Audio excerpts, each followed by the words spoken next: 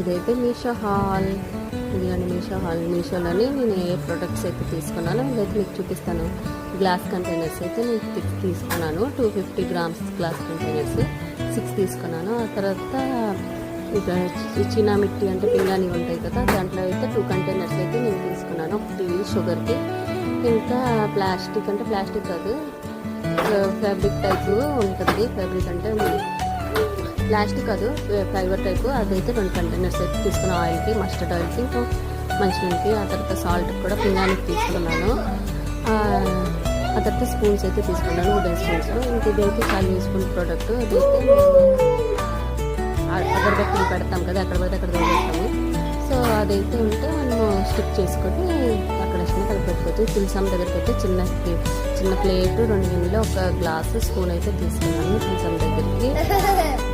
అదైతే బాగుంది కదా. ఆ తర్వాత నెక్స్ట్ బాల్స్ తీసుకున్నాను. బాల్స్ వాషింగ్ మిషన్కి బట్టలు అయితే ఉగ్గు తీసుకుంటాయి కదా, ఇంకా బాల్స్ అయితే తీసుకున్నాను. ఆ తర్వాత ఇది వాడ్చుకుని చెప్పలు అయితే తీసుకున్నాము, అన్నం వాడ్చుకుంది. So thank you for watching friends. ఎలాగైతే నేను నా కిచెన్ డెకరేట్ చేసుకున్నాను. బాయ్.